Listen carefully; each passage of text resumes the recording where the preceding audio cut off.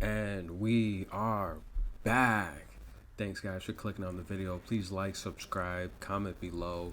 Um, this here is a fight we've had to wait all summer for and then postpone due to Furry catching the illness. But Furry is back, guys. And this is going to be a matchup that I will be ordering on pay-per-view. I wasn't going to go to the fight, but I figured, hey, might as well just relax inside with everything going on outside. Get some popcorn, get some drinks, and invite a couple people over and just watch a good fight on the 80-inch screen. And this is going to be a good one. Tyson Fury, this bout is for the WBC heavyweight title. And the former title holder, Deonte Wilder, will be the challenger in this bout. This is a rematch bout.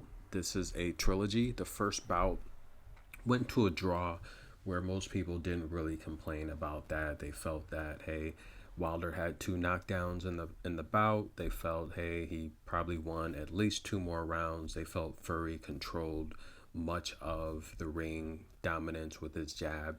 However, I did think Deontay did enough to win that bout. So I mean the consensus was fair.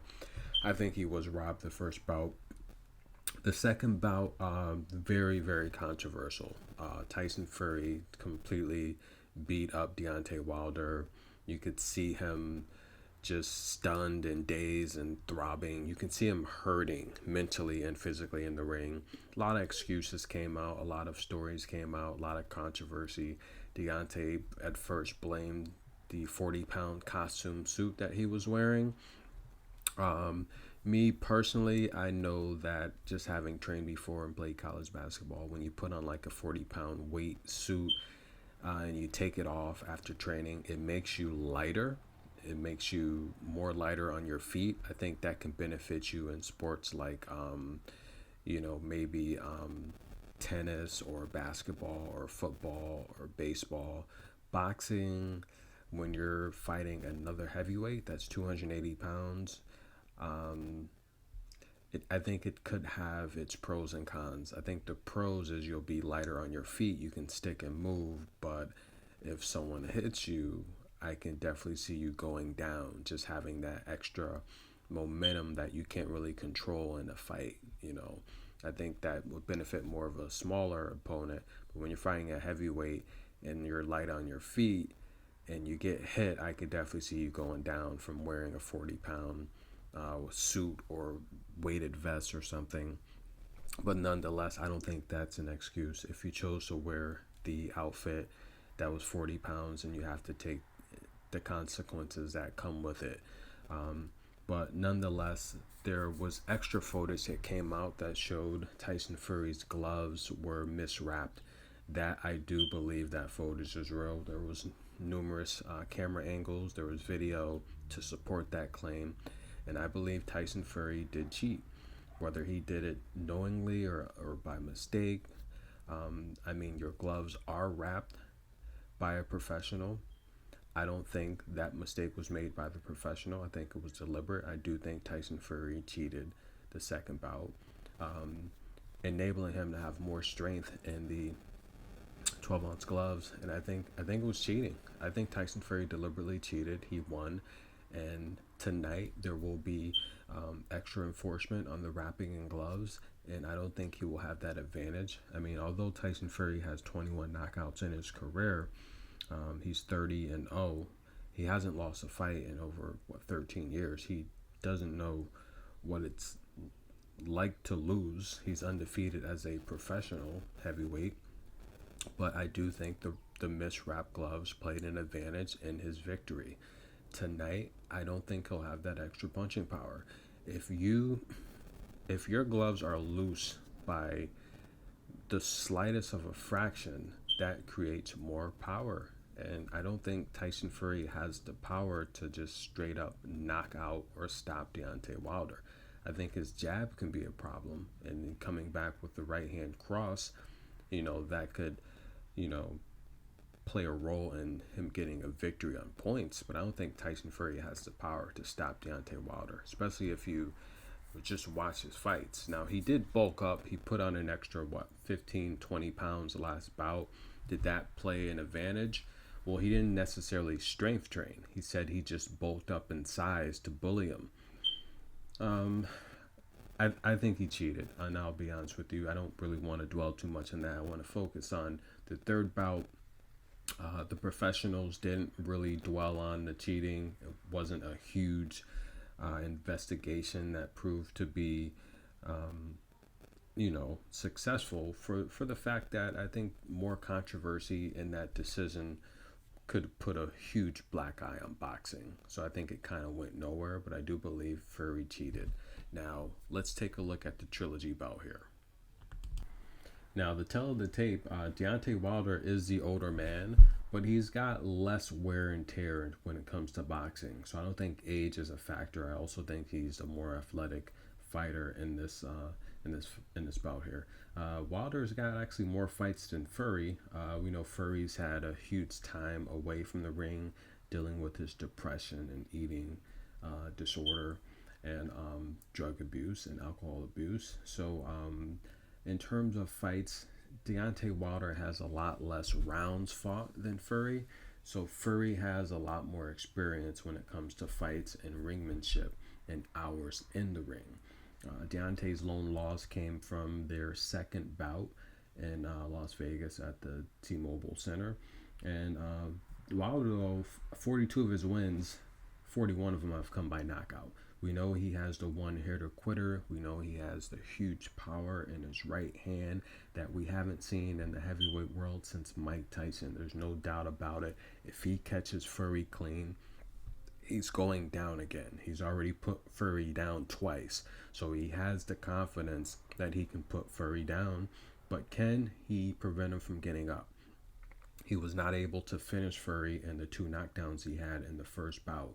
Will that be an issue here? So he's known as the Bronze Bomber, the Bomb Squad. I've met Deontay several times. If you travel out and about to the boxing matches, he's always out there taking pictures, signing autographs with people. I have several pictures with Deontay. I've had the chance to talk to him. He's a very down-to-earth guy. Ignore the things you hear in the interview when he's selling the fights. He's really not like that. He's a very humble guy, very humble beginnings. And when you talk to him, you can see that and you can hear that. And all he's doing is selling the fight. He's not like that in person, trust me. I've met a lot of boxers and professional athletes. Deontay always stops and talks to people. And he was out there early on in his career talking to people all day. He's a really great guy. And I'd probably say the same with Fury. In terms of boxing, boxing doesn't have that one guy that can sell fights like Mayweather or Mike Tyson anymore, or Oscar De La Hoya on his star power. Fury's that guy. I mean, you gotta love the way he talks. He kind of has a bit of Ali in him. Rest in peace, Ali. I've seen Ali quite a few times, and I have a ton of Ali memorabilia as well. I love Ali. But Tyson Fury's that guy that sells fights. He's the guy. He's great with the camera. He's great with the microphone. He sings after his victories. And I think it's great for the sport. You gotta love Tyson Fury.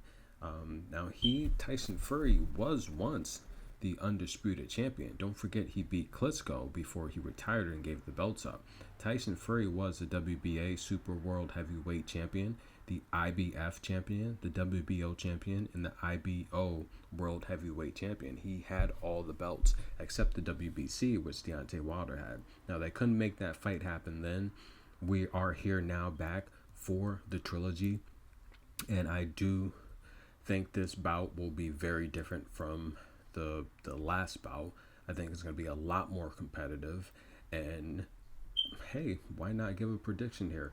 I do think that this bout's going to last longer than the last bouts. If you want to take the over, that's a good play.